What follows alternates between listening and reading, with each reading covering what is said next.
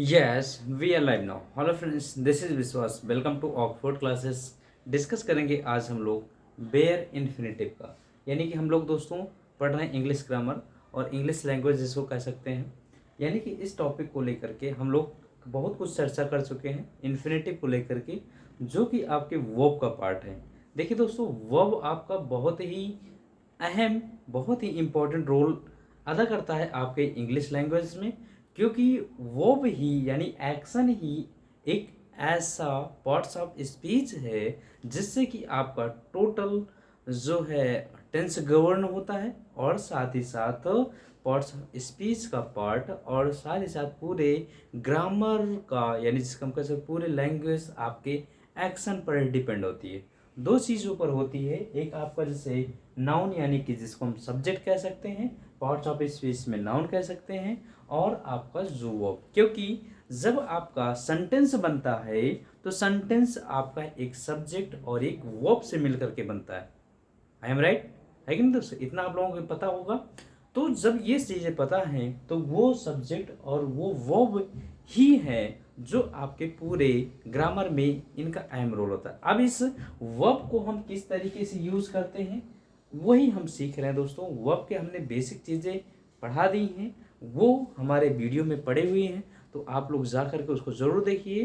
तो इस चैनल पर सबका स्वागत है दोस्तों। जो भी चैनल पर अभी नए हों वो प्लीज़ लाइक शेयर करें। शेयर तो सब लोग करना है, सब्सक्राइब करें दोस्तों, और जल्द से जल्द सारे दोस्तों को जोड़ने की कोशिश करें। और साथ ही साथ मैं आप लोगों को ये भी बता दूं दोस्तों, ये सिर्फ और सिर्फ आपका जो वेयर इन्फिनेटिव है, सिर्फ और सिर्फ आपका ना तो जो है सेंट्रल लेवल के एग्जाम को कंडक्ट करो, यानी कि वहाँ पर क्वेश्चन पूछे जाते हैं, बल्कि आपका यानी सेंट्रल लेवल की बात करें तो यहाँ पर आपका CGL, CHSL, MTS, एस्टोनो, यानी कि ना सिर्फ यानी इंग्लिश का अच्छा पर भी इंग्लिश ग्रामर यानी इंग्लिश लैंग्वेज पूछा जाता है, उसमें ये बहुत ही अहम रोल अदा करते हैं। और साथ ही साथ मैं आपको बता दूं दोस्तों, ये TET, यस टेट, यानी जिसको हम कह सकते हैं सुपर टेट, सी टेट में भी ये बहुत ही इंपॉर्टेंट रोल है इनका, ठीक है। और जो अभी अभी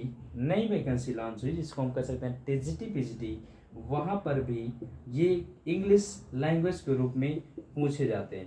तो दोस्तों इनको बहुत ही अच्छे सीखना है, एक भी क्वेश्चन यहाँ से मिस होने नहीं देना है, ठीक है। आइए डिस्कस करते हैं कि what is the bare infinitive and how to use bare infinitive. Bare infinitive है क्या और इनका प्रयोग किस तरीके से किया जाता है, इसको आपको देखना है दोस्तों। बेयर इन्फिनेटिव मीन्स क्या होता है, जरा बात को बताइए। बेयर इन्फिनेटिव मीन्स होता क्या है दोस्तों? Infinitive use without to. We say that bare infinitive also known that infinitive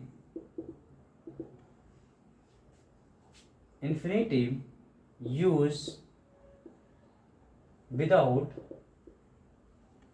to, है कि नहीं? जब हम जानते हैं इन्फिनेटिव, हमने आपको बताया है दोस्तों कि इन्फिनेटिव बनता कैसे है। इन्फिनेटिव बनता है किसी भी वर्ब की फर्स्ट फॉर्म से पहले टू लगा देने से आपका क्या तैयार होता है? इन्फिनेटिव तैयार होता है, ठीक है दोस्तों। और हम बेयर इन्फिनेटिव की बात कर रहे हैं, तो bare infinitive also known as infinitive use without to. Are you getting my point? ठीक है दोस्तों, तो हमको अब यहाँ पर इन्फिनेटिव विदाउट टू यूज करना है, तो बात को समझना है दोस्तों। ये इन्फिनेटिव हुई, और बेयर इन्फिनेटिव की बात करते हैं तो बेयर इन्फिनेटिव यही है, क्या है? Bare infinitive. तो यहाँ पर हम इन्फिनेटिव जगह पर जो टू लगा करके V1 लगाते हैं दोस्तों, तो यहाँ पर इन्फिनेटिव विदाउट टू, यानी कि टू नहीं रहेगा, केवल और केवल वो की फर्स्ट फॉर्म होगी। Are you getting my point? बात समझ में आ रही है दोस्तों? तो infinitive means two plus V1, और बेयर इन्फिनेटिव मीन्स टू को यूज नहीं करना है, बस केवल आपको V1 यानी कि वर्ब की फर्स्ट फॉर्म लगा करके आपको आगे चलना है, ठीक है। देख रहे हो दोस्तों किस तरीके से यूज करना है। एक एक यानी कि आगे टॉपिक को निचोड़ देंगे दोस्तों, बशर्ते आपको ये है कि किसी भी चैनल पर रह करके, एक ही चैनल पर रह करके आपको अच्छे से अध्ययन करना है, ठीक है दोस्तों। आइए चलते हैं, ये बात समझ में आ गई। अब जैसे कि मैं आपको एग्जाम्पल देने की कोशिश करूँ, एग्जाम्पल दूँ तो आपको समझ में आएगा दोस्तों कि ये किस तरीके से प्रयोग किया जाता है। चलिए देख, आइए इनका यूज देखते हैं भाई। अब हम कह सकते हैं जो इसका यूज नंबर फर्स्ट है बेयर इन्फिनेटिव का यूज नंबर फर्स्ट, जिसको हम कह सकते हैं rule number first. Rule number first ये कहता है दोस्तों, आप मॉडल वर्ब जानते होंगे, मॉडल वर्ब जानते हैं कि नहीं भाई, जरा बताइए, ठीक है ना। चलिए मॉडल वर्ब आप कह सकते हैं विल, शैल, वुड, कुड, में, यानी कि ये जितने भी आपके मॉडल वर्ब है, जितने भी आपके मॉडल वर्ब हैं, इनके बाद आने वाली वर्ब, इनके बाद आने वाली वर्ब से पहले कभी भी हम टू का प्रयोग नहीं करते। We do not use after modal verbs, ठीक है। हम मॉडल वर्ब के बाद कभी भी टू का प्रयोग नहीं करते हैं दोस्तों। बात समझ में आ रही है कि नहीं कुछ? जैसे कह दिया जाता है, एग्जाम्पल दे दिया जाता है, या आपसे क्वेश्चन पूछ लिया जाता है, आई शैल टू गो टू टुमारो,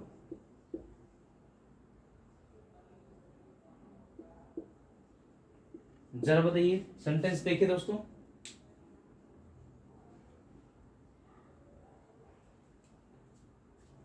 समझ में आ रहा है कुछ? यहां पर क्या गलती हुई?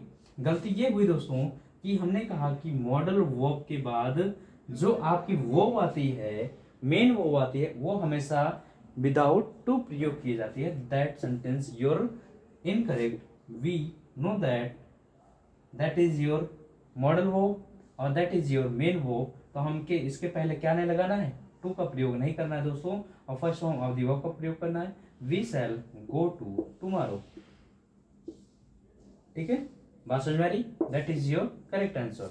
कोई दिक्कत नहीं आता, कोई परेशानी भाई, बताइए जरा। चले चले आइए दूसरा सेंटेंस देखते हैं। इट मे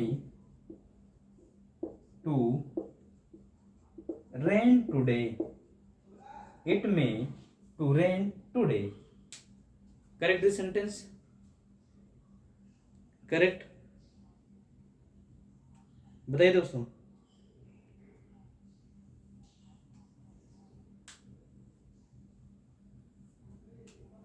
चल, तो आपने पहचान लिया, यहां पर क्या यूज नहीं करना, टू का प्रयोग नहीं करना, क्या हो जाएगा, इट में रेन टुडे। अरे सिंपल सी बात है भाई, आपको एक बात जानना है दोस्तों, बात क्या जाननी है कि जितनी भी आपकी मॉडल वर्ब होती है वो हमेशा first form of the verb कर लेती हैं, अपने साथ क्या लेती हैं, मेन वर्ब की फर्स्ट फॉर्म लेती हैं, और मेन वर्ब की फर्स्ट फॉर्म लेती हैं। तो इनके बाद जान लीजिएगा कि यहाँ पर इस तरीके से हम इनको शॉर्ट फॉर्म में, हमारा जो नियम तैयार होता है वो इस तरीके से तैयार होता है दोस्तों। यहाँ पर लिख लीजिए मॉडल वर्ब, मॉडल वर्ब, है कि नहीं। इसके बाद जो आने वाली आपकी वर्ब है, ये जो वर्ब है, इसके पहले हम कभी भी टू का प्रयोग नहीं करेंगे, ठीक है ना, टू का प्रयोग नहीं करेंगे। ये आपका अलग से नियम तैयार होता है। बात समझ में आया दोस्तों? मॉडल वर्ब से है, और इसके बाद जो आपकी मेन वर्ब आती है, मेन वर्ब के पहले कभी भी हम टू का प्रयोग नहीं करते हैं, ठीक। We also known that modal verbs always takes first form of the verb. Are you getting my point? तो ये बात आपको समझ में आ गया होगा दोस्तों कि मॉडल वर्ब पहले कभी भी हम, यानी उसकी मेन वर्ब के पहले कभी टू का प्रयोग नहीं करते।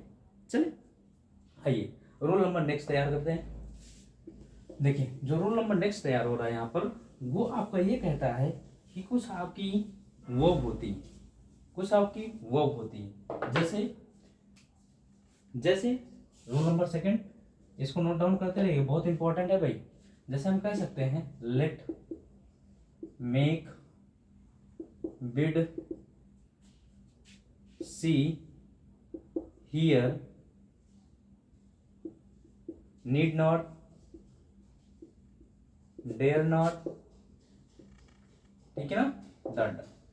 देखिए let, make, bid, see, hear, need not, dare not, ठीक है ना, ये आपके वर्ब हैं। इन वर्ब, ये वर्ब आपकी कभी भी अपने साथ इन्फिनेटिव नहीं लेती हैं, यानी कि इनके साथ हमेशा और हमेशा क्या प्रयोग किया जाता है, ये वर्ब आपको हमेशा इन्फिनेटिव विदाउट टू लेती है, यानी कि इनके साथ हमेशा बेयर इन्फिनेटिव का प्रयोग किया जाता है।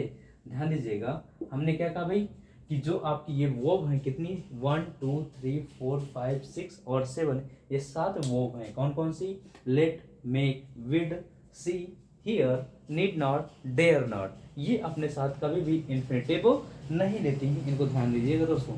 ठीक है, अब ये बात को समझ में आ गया होगा, बहुत इंपॉर्टेंट है, आपसे कई बार ये क्वेश्चन पूछेगा, यहाँ से कई बार पूछेगा दोस्तों। आप एकदम जो है पेपर उठा करके देख लीजिएगा।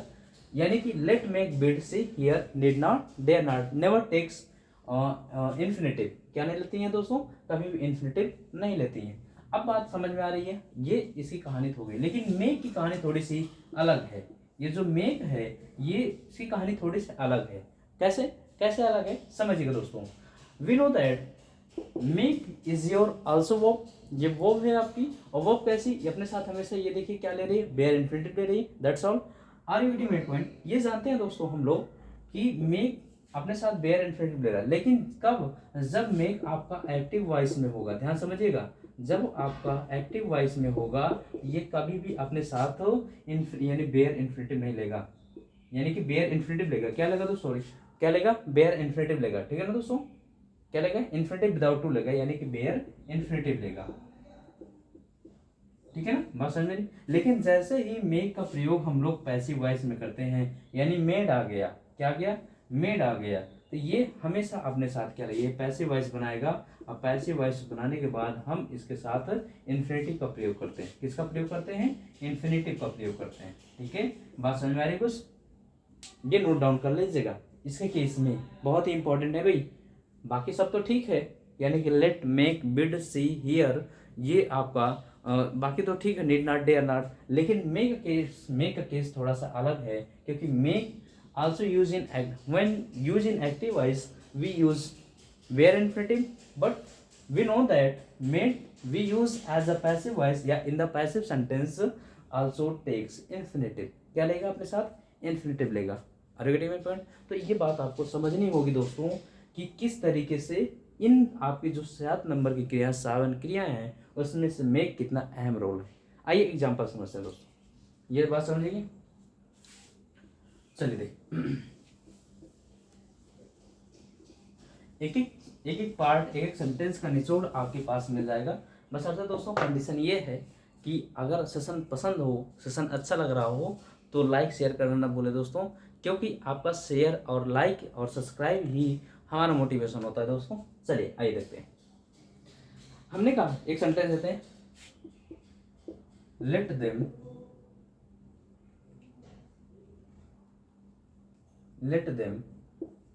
To play in the field, let them to play in the field. Sentence देखिए, इससे करिए।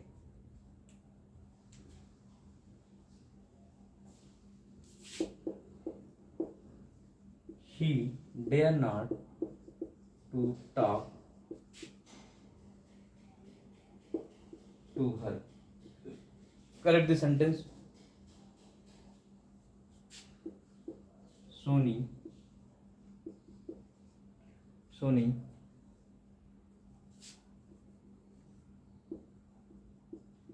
made him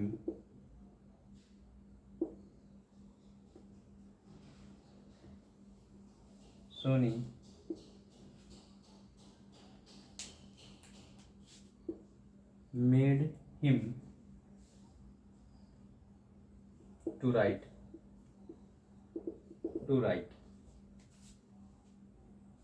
करेक्ट करिए भाई, इसको, ये सेंटेंस करिए जल्दी से।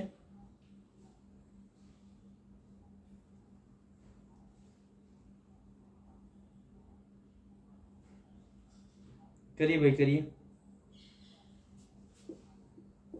We saw him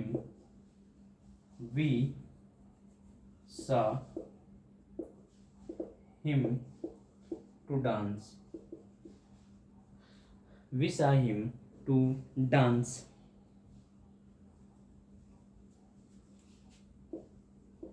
Mohan dare not to speak speak loudly. Correct the sentence. There are 5 types of sentence. इसको करेक्ट करिए भाई जरा, एक बार देख लीजिए फिर बताइए।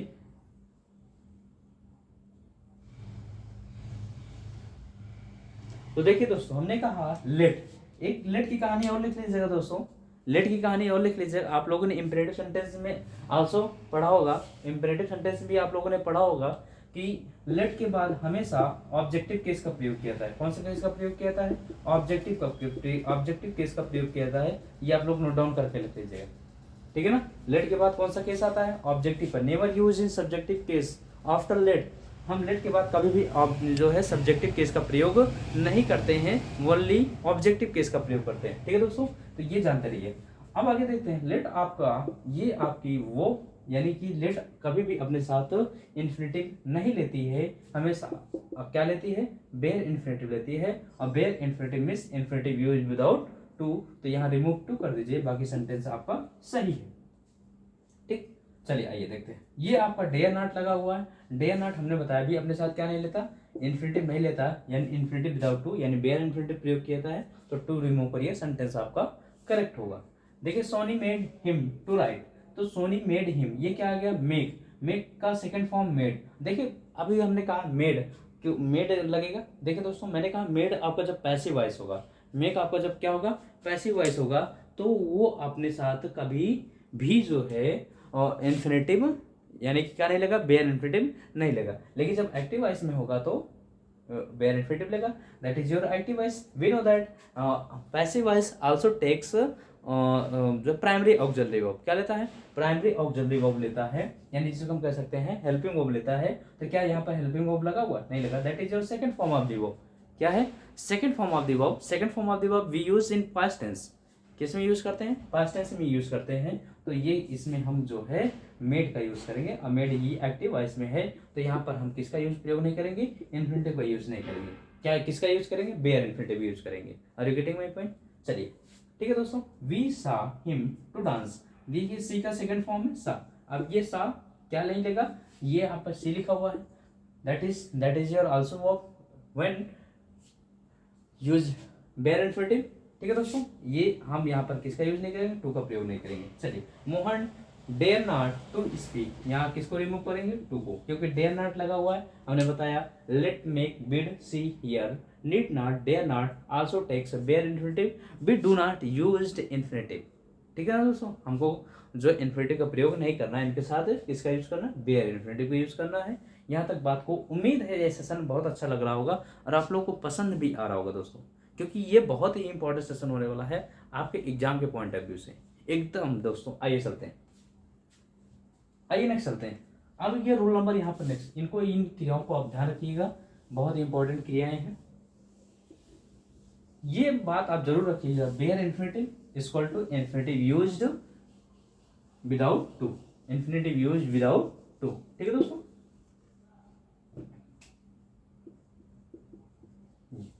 चलिए आइए नेक्स्ट रूल चलते हैं, नेक्स्ट ले चलते हैं आपको कि जो आपका कुछ ऐसे वर्ब होते हैं, कुछ ऐसे वर्ब का कहने का तात्पर्य ये है दोस्तों कि आपकी वर्ब, देखिए अभी तक आपने कुछ वर्ब देख लिया, देखिए अब कुछ वर्ब आपकी इस तरीके से हैं। रूल नंबर नेक्स्ट, ये थर्ड नंबर होगा या फोर्थ नंबर होगा, आप लोग नोट डाउन करते रहिए। और मेरा आप लोगों से एक ही रिक्वेस्ट है, आप लोग लैंग्वेज सीख रहे हैं, क्या सीख रहे हैं? लैंग्वेज सीख रहे हैं दोस्तों। और लैंग्वेज सीखने के लिए आपको क्या है, क्या चाहिए? आपको कॉन्टिन्यूटी चाहिए, कॉन्टिन्यूटी, ठीक है ना। अगर यदि आपने एक भी सेशन मिस किया होगा दोस्तों, सेशन मिस करेंगे तो निश्चित तौर पर मैं गारंटी के साथ कहता हूँ फिर वो बिल्कुल ये सेशन पसंद नहीं आएगा, चाहे जिस सेशन पर देख लीजिए। यदि आपने कंटिन्यू हमारे साथ लग करके मेहनत की होगी, कंटिन्यू हमारे साथ लग करके मेहनत की होगी, तो मैं निश्चित रूप से गारंटी के साथ कहता हूँ दोस्तों कि आपको एक एक पॉइंट में बता के, यानी कि जो है इतना एक्सरसाइज करा के छोड़ता हूँ दोस्तों कि वो पॉइंट कभी भी मिस होने वाला नहीं है। बशर्ते आपको हर एक पॉइंट को क्या करना है? कंटिन्यू रूप से लग करके देखना है, और साथ ही साथ अपने साथ हमेशा पेन और पेपर का यूज़ करना है, ठीक है ना।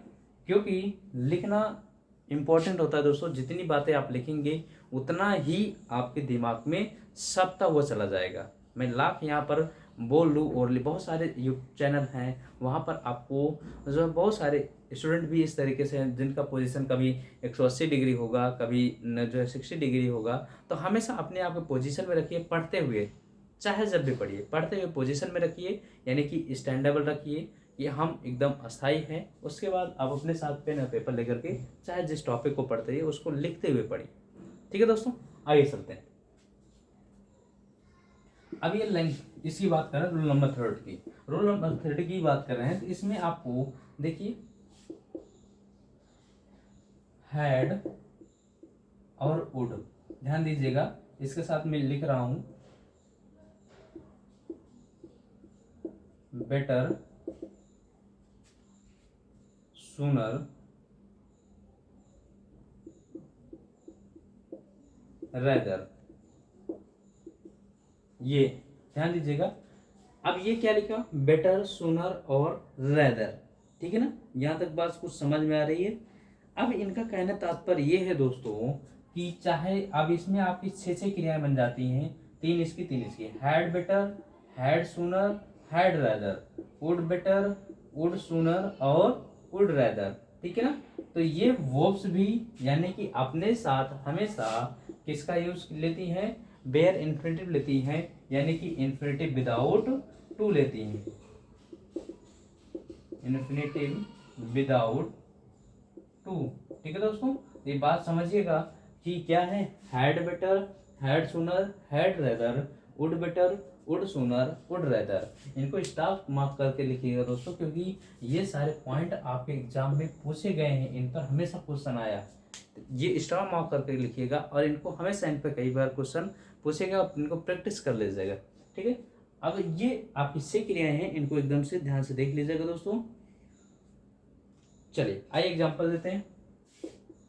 ही किस तरीके से पूछा जाता है, would rather to sleep, would rather to sleep than work, he would rather to sleep than work. ठीक है, अब इसका अर्थ क्या होगा, अर्थ भी सोच रहे होंगे ना, he would rather to sleep than work, यानी कि वह जो है काम की अपेक्षा सोना पसंद करेगा, है कि नहीं।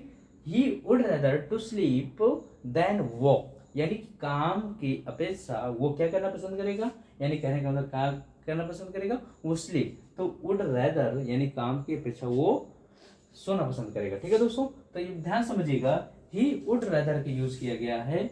वुड रेदर के बाद हम किसका यूज करते हैं, बेयर इन्फिनिटिव का यूज करते हैं। तो दोस्तों यहाँ पर सिर्फ और सिर्फ क्या लिखना है आपको, स्लीप लिखना है, never use before two of. ठीक है, यानी कि टू के पहले या स्लीप के पहले हमको क्या नहीं यूज करना है, टू का यूज नहीं करना दोस्तों। ठीक, चलिए जैसे हम कहते हैं we had better to sleep, we had better to sleep. अब इसमें जरा बताइए, वही सेंटेंस है, क्या करेंगे, यहां पर हम टू का यूज नहीं करेंगे। समझ में आ रहा है ना।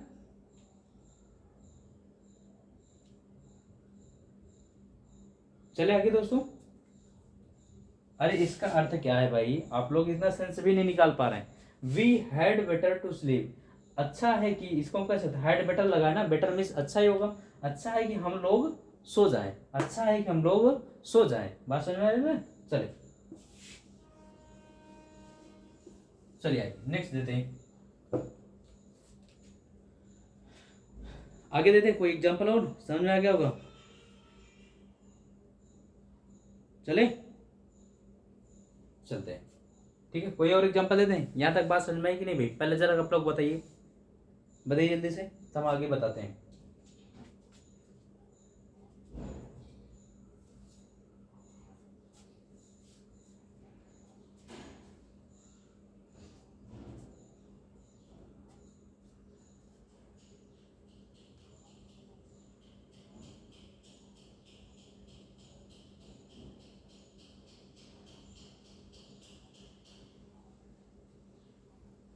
चलिए चलिए भाई एक और दे देते हैं, आप लोग कह रहे हैं, आप लोग कह रहे हैं एक और एग्जांपल दे दीजिए ना, हम एक एग्जांपल और देते हैं। देखिए they had better they had better to play cricket than swim अब ये क्या है भाई, बताइए जरा, ये इसका अर्थ बताइए। They had better to play cricket than swim. कहने का तात्पर्य ये है कि दोस्तों, यानी क्या कह रहा है ये, जरा बताइए,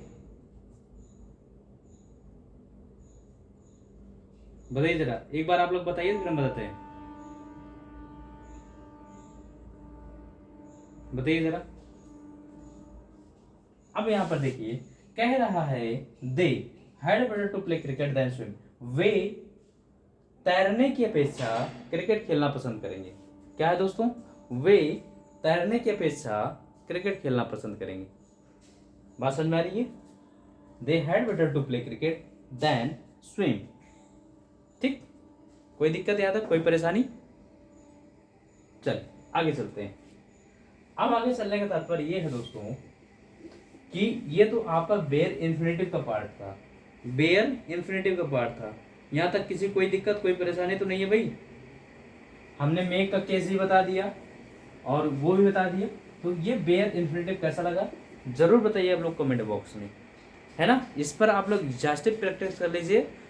सेशन आपका, यानी कि ये चीज़ें जो हमने बताई हैं, जितनी भी क्रियाएं, कहीं ना कहीं आपसे एग्जाम में ज़रूर पूछी जाएंगी, तो इनको आप प्रैक्टिस कर लीजिएगा। आइए अब हम लोग चलते हैं जेरेंड की तरफ। किसकी तरफ ले चलते हैं दोस्तों? जेरेंड की तरफ। अब जेरेंड में क्या है? जेरेंड देखिए, जेरेंड। अब जेरेंड है क्या? इन्फिनेटिव का यूज, यानी कि ये तो बेयर इन्फिनेटिव था, उसके पहले आप लोगों को इन्फिनेटिव बताएगा सेशन में, वो जाकर के वहां देख लीजिएगा, तब बेयर इन्फिनेटिव को पार्ट समझ में आएगा दोस्तों। अब हम लोग जेरेंड पढ़ने वाले हैं। जेरेंड, जेरेंड है क्या? Gerund also known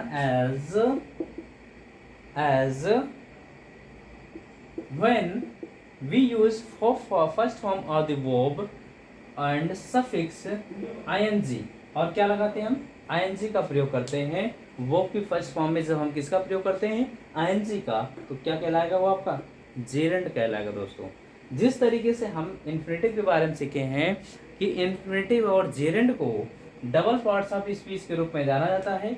double parts of speech कहने का तात्पर्य ये है दोस्तों कि जो जेरेंड है और जो आपका इन्फिनेटिव है, ये दोनों किससे मिलकर के बने हैं? किससे मिलकर के बने? वर्ब से मिलकर के बने हैं दोस्तों। और जब कोई वर्ब, ध्यान समझिएगा, जब कोई वर्ब एक्शन यानी सब्जेक्ट का काम करने लगता है, क्या? किसका? सब्जेक्ट का काम करने लगता है, तब हम उसको या तो जेरेंड में रखते हैं या फिर इन्फिनेटिव में रखते हैं। किस में रखते हैं? जेरेंड में रखते हैं या फिर इन्फिनेटिव में रखते हैं। जैसे कि हमने एग्जाम्पल के रूप में समझाया था, walking is a good exercise,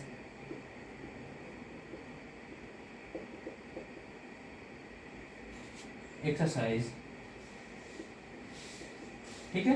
तब यहाँ पर walking, that is your gerund. क्या है ये? जेरेंड। अब सब्जेक्ट यानी वर्ब के पहले आया है, वर्ब के पहले आया है, तो किसका काम कर रहा है? सब्जेक्ट का काम कर रहा है, दैट इज योर जेरेंड। अब बात समझ रहे दोस्तों।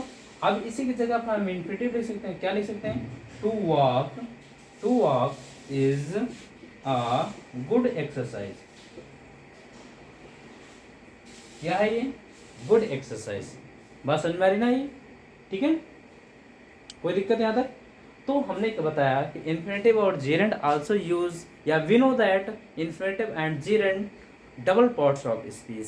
क्या कहते हैं इनको? डबल पार्ट्स ऑफ स्पीच, क्योंकि ये सब्जेक्ट और वर्ब दोनों का काम करते हैं, तो इस वजह से। और हमने इन्फिनेटिव को देख लिया, जेरेंड वर्ब की फर्स्ट फॉर्म में यूज करेंगे क्या? सफिक्स करेंगे क्या? ing, ठीक है। जिस तरीके से इन्फिनेटिव आपको सब्जेक्ट के रूप में काम कर रहा है, उसी तरीके से आपका जेरेंड भी सब्जेक्ट के रूप में काम करता है। बात समझ में आ रही ना? सॉरी, तो इसको आप नोट डाउन कर लीजिएगा। यहाँ से आपका रूल फर्स्ट बन करके तैयार होता है। रूल फर्स्ट बन करके ये तैयार होता है कि दोस्तों कि जेरेंड का यूज हम, यानी कि जेरेंड का यूज हम लोग कहाँ करते हैं भाई? एज अ सब्जेक्ट के रूप में करते हैं। रूल फर्स्ट क्या करेंगे, जेरेंट का यूज कहाँ करेंगे, एज अ सब्जेक्ट के रूप में, ठीक। तो सब्जेक्ट के रूप में ये, अब सब्जेक्ट के रूप में कहने के तात्पर्य हमने कहा, क्या कहा दोस्तों, जैसे हम सेंटेंस लिखते हैं, smoking is injurious for health, ठीक है, smoking is injurious for health, ठीक है, समझ में आ रहा ना। इसी तरीके से हम कह सकते हैं seeing is believing, seeing is believing, ठीक है, चलें।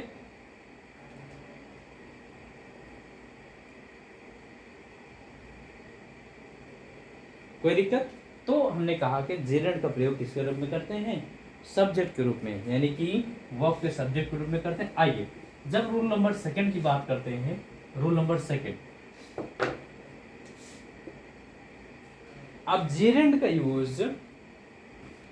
यूज ऑब्जेक्ट के रूप में भी किया जाएगा। जब सब्जेक्ट के रूप में है तो ऑब्जेक्ट के रूप में भी किया जाएगा। किसके रूप में, ऑब्जेक्ट के रूप में। ऑब्जेक्ट के रूप में कैसे किया जाता है भाई, जरा बताइए, ठीक, चलिए बताते हैं। देखिए, सी नीड्स गाइडिंग, सी नीड्स गाइडिंग, सी नीड्स गाइडिंग, ठीक है, समझ में आ रहा कुछ। अगर हम इसी तरीके से बात करें, ही likes swimming, he likes swimming, he likes या सी लाइक्स प्लेइंग क्रिकेट, सी लाइक्स प्लेइंग क्रिकेट, बताइए दोस्तों, ठीक है ना। जैसे हम कहते हैं माई जॉब इज इंटरेस्टिंग, ठीक है ना। कोई दिक्कत, कोई परेशानी यहां तक भाई, बताइए दोस्तों, चले आगे। तो she needs guiding, she likes swimming, she या he likes swimming, she likes playing cricket, my job is interesting, तो दैट इज योर ऑब्जेक्ट। क्या है ये, ऑब्जेक्ट। कैसे ऑब्जेक्ट पता करने के लिए हमने बताया दोस्तों कि हम वर्ब से हम क्या प्रश्न करेंगे, व्हाट या whom का प्रश्न करेंगे, और जो हमको आंसर मिलेगा वही हमारा ऑब्जेक्ट होगा। सी नीड्स व्हाट, तो क्या पसंद करते हैं भाई, guiding. She likes what, swimming. She likes what, my job is what, interesting, ठीक है दोस्तों, बात समझ में आ रही। चले आगे चलते हैं। ये तो था कुछ बेसिक बातें कि हम जेरेंट का प्रयोग सब्जेक्ट और ऑब्जेक्ट के रूप में करते हैं। किसके रूप में, सब्जेक्ट और ऑब्जेक्ट के रूप में करते हैं, ठीक है ना। अब हम कह सकते हैं कॉम्प्लीमेंट के रूप में कर सकते हैं, यानी कि सब्जेक्ट कॉम्प्ली, यानी जिसको हम कह सकते हैं भाई वर्ब के कॉम्प्लीमेंट ऑफ द वर्ब के रूप में प्रयोग किया जाता है। Complement of the verb, verb के कॉम्प्लीमेंट के रूप में प्रयोग किया जाता है। कैसे, जैसे हम कहते हैं हर हॉबी इज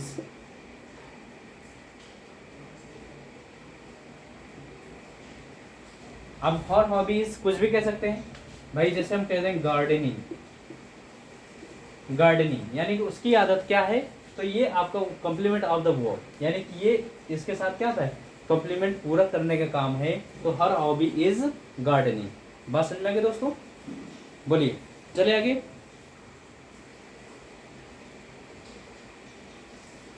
ठीक है, अब जो रूल नंबर यहाँ से आपका नेक्स्ट आता है, रूल नेक्स्ट आता है वो जैसे कहता है प्रोविजन। प्रोविजन जानते हैं ना आप लोग, प्रोविजन रूल नंबर नेक्स्ट लिख लीजिएगा, PROVISIPION, प्रोविजन। ये होता है रोकना, किसी चीज को रोकना। अब रोकने का तात्पर्य कहने का ये है दोस्तों हमारा, जैसे आप लोग कहते हैं नो पार्किंग, क्या कहते हैं, नो पार्किंग। हमेशा अगर जब कभी भी प्रोविजन की बात आएगी तो वहाँ पर आपको आईएनजी जरूर लगाना पड़ेगा, है कि नहीं? क्या लगाना पड़ेगा? आईएनजी जरूर लगाना पड़ेगा, जानते रहिए। नो स्मोकिंग, नो स्मोकिंग, है कि नहीं?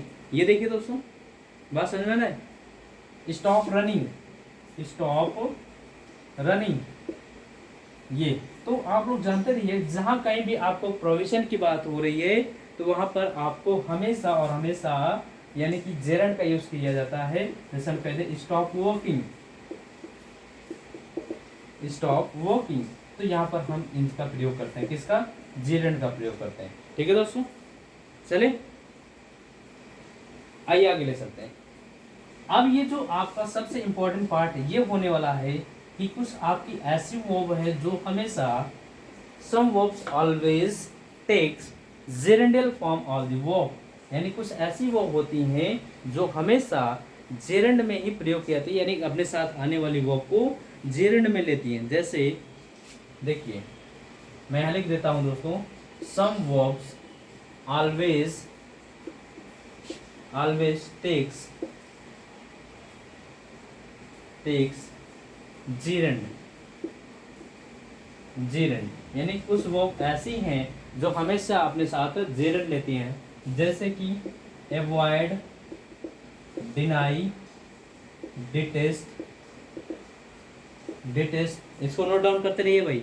Avoid, deny, detest, dislike, enjoy, mind. देखिए avoid, deny, detest, dislike, enjoy, mind, इसी में आपका आता है एक्सक्यूज भी आता है, नोट डाउन कर लीजिएगा। एक्सक्यूज आता है, फिनिश आता है, नो यूज आता है। क्या नो यूज के बाद भी जेरेंड आता है भाई, जान लीजिएगा। नो यूज के बाद भी जेरेंड आता है। अगर हम कह दें तो लाइक भी है, माइंड भी है, ठीक है, गुड यूज भी है। तो इन सब के बाद आपको हमेशा ऑलवेज टेक्स जेरेंड, इनके साथ हमेशा मेन वर्ब की फर्स्ट फॉर्म में आईएनजी का प्रयोग करना है। किसका प्रयोग करना है दोस्तों? आईएनजी का प्रयोग करना है। बात समझ में आ रही? बात समझ में आ रही है? कोई दिक्कत है यहां तक? बोलिए भाई। ठीक है, आइए करते हैं। इसी में आपके कुछ फ्रेज होते हैं, ध्यान दीजिएगा, कुछ फ्रेज होते हैं। अब फ्रेज की बात करें तो फ्रेज होते हैं, जैसे हम बात करें दोस्तों, लिख लीजिएगा फ्रेज। एक होता है, पहली बात तो जानते हैं, वर्ब टू बी लेता है, ये भी आप जेरेंड लेता है, आप लोग पढ़े होंगे टू बी वर्ब के रूप में। इसी में आपका with a view to, accustomed to, habituated to,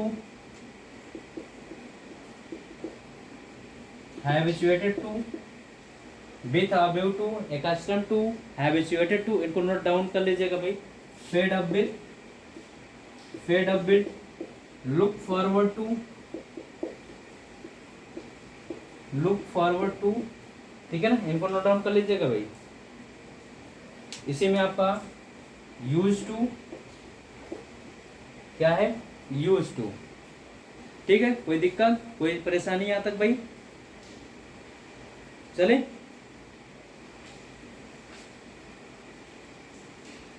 तो ये आपकी ऐसी वो है, यानी कि ये आपका फ्रेज है दोस्तों, ये फ्रेज है जो अपने साथ हमेशा, यानी कि टू लगा हुआ, अपने साथ हमेशा क्या लेते हैं? जेरेंड लेते हैं। और जेरेंड कहने का तात्पर्य वर्ब आएगी तो वो हमेशा आईएनजी फॉर्म में आएगी। किस फॉर्म में आएगी? आईएनजी फॉर्म में आएगी। इनको नोट डाउन कर लीजिएगा, कई बार इनसे क्वेश्चन पूछेंगे और 100% क्वेश्चन पूछेंगे दोस्तों, नोट डाउन कर लीजिएगा इनको, ठीक है। चल अब इसी में आपसे बता दिया जाए, इनको सबको लिखते चलिएगा, बहुत ही अच्छा सेशन है दोस्तों, इनको लिखते चलिएगा। अब इसी में आपके कुछ फ्रेज आते हैं जो हमेशा अपने साथ प्रीपोजिशन लेते हैं। अब फ्रेज कहने का तात्पर्य ये है दोस्तों कि जैसे हम कह दें फॉर, विदाउट, अब ये फ्रेज है कि नहीं भाई? अरे सॉरी, ये क्या प्रीपोजिशन है कि नहीं? मैं फ्रेज कह दिया हूँ भाई, सॉरी उसके लिए। ये आपके प्रीपोजिशन है, यानी कि हमेशा अपने साथ जीरो लेते हैं। फॉर, विदाउट, ऑन, बाई, इनको लिखते चलिएगा। इन, फ्रॉम, हमेशा इनके बाद जब कोई क्रिया आएगी हमेशा अपने साथ क्या लेंगे, जेरंड लेंगे। बिफोर, आफ्टर, आफ्टर, ठीक है ना, एट, बिसाइड, ये हमेशा मेन वर्ब की फर्स्ट फॉर्म में इनके साथ जब भी आएगा आईएनजी का प्रयोग किया जाएगा। किसका प्रयोग किया जाएगा, आईएनजी का प्रयोग किया जाएगा। इनको नोट डाउन कर लीजिए। For, without, on, by, in, from, before, after, at और बिसाइड, ये इसके साथ हमेशा मेन वर्ब की फर्स्ट फॉर्म में आईएनजी का प्रयोग करना पड़ेगा दोस्तों। चले चले, यहाँ तक बात समझ में आ गई ना। गारंटी के साथ कहता हूँ दोस्तों, अगर अभी तक आप लोग सेशन को लाइक, शेयर और सब्सक्राइब ना किए हो तो प्लीज़ लाइक शेयर कर दीजिए। आप लोगों से इतना निवेदन है दोस्तों, सेशन को पूरी तरीके से फैला दीजिए हर जगह, क्योंकि ये बहुत ही इम्पोर्टेंट सेशन है आपके लिए। ले चलते हैं आपको थोड़ा सा और बचा हुआ है कि जो बहुत ही इम्पोर्टेंट है। यदि ध्यान समझिएगा, जो इम्पोर्टेंट ये है दोस्तों कि हमेशा जान लीजिएगा, यदि आप यानी कि रूल नंबर नेक्स्ट है, यदि आपके सेंटेंस में पॉजेसिव केस का प्रयोग किया गया हो, किसका, पॉजेसिव केस का प्रयोग किया गया हो, तो पॉजेसिव केस हमेशा अपने बाद क्या लेता है, जेरंड लेता है। देख, यानी कि जिसको हम पॉजेसिव केस कहने का तात्पर्य है दोस्तों, पॉजेसिव केस यानी कि जिसको हम कह सकते हैं पॉजेसिव एडजेक्टिव, और पॉजेसिव एडजेक्टिव के बाद हमेशा आपको जेरंड यूज करना है, यानी कि मेन वर्ब की फर्स्ट फॉर्म में आईएनजी लगाना। पॉजेसिव एडजेक्टिव जानते हैं, जैसे कि माई, आवर, हिज, हर, है कि नहीं, ये आपका क्या है, पॉजेसिव एडजेक्टिव है। जैसे हम किसी पर्सनल प्रोनाउन पे लगाएं तो noun, that is your possessive case या पॉजेसिव एडजेक्टिव। ठीक, चले आगे, कोई दिक्कत है यहाँ पर। आई एग्जाम्पल देते हैं। I insisted on her to read English language, English language. I insisted on her to read English language. अब यहाँ पर देखिए दोस्तों, क्या आया है, हर, इसके बाद क्या दिया है, इन्फिनिटिव। अब ये गलती आपसे, देखिए गलती छोटी मोटी है दोस्तों आपसे ये, लेकिन आपके जब आप पढ़े नहीं होंगे, जब आप सीखे नहीं होंगे नियम को क्रमबद्ध रूप से, तब आपके दिमाग में स्ट्राइक करेगा ही नहीं दोस्तों। क्योंकि यहाँ पर देखिए यहीं पर गलती दे रखा है, क्या हो जाएगा, आई इंसिस्टेड ऑन हर रीडिंग, है कि नहीं, ये आपको क्या है, पॉजेसिव एडजेक्टिव, और पॉजेसिव एडजेक्टिव के बाद क्या आएगा, जेरंड आएगा, उसके बाद से सारी चीजें इंग्लिश लैंग्वेज। बात समझ में आ गई ना। चले दोस्तों, तो ये जेरंड फॉर्म था, आप लोगों ने सीख लिया दोस्तों। अब हम लोग नेक्स्ट क्लास से सीखेंगे मॉडल ऑक्सिलरी वर्ब। क्या सीखेंगे दोस्तों, मॉडल ऑक्सिलरी वर्ब। बहुत ही अच्छे तरीके से बताया जाएगा, और इनका यूज कितना आसान तरीके से और कहाँ कहाँ किया जाता है वो सारी चीज़ें हम बताएंगे। इसमें प्योर मॉडल वर्ब कौन सी है, सेमी मॉडल वर्ब कौन सी है, सारी बातें सीखेंगे दोस्तों। ठीक है, तो मिलते हैं नेक्स्ट वीडियो में, तब तक के लिए thanks for watching, thank you.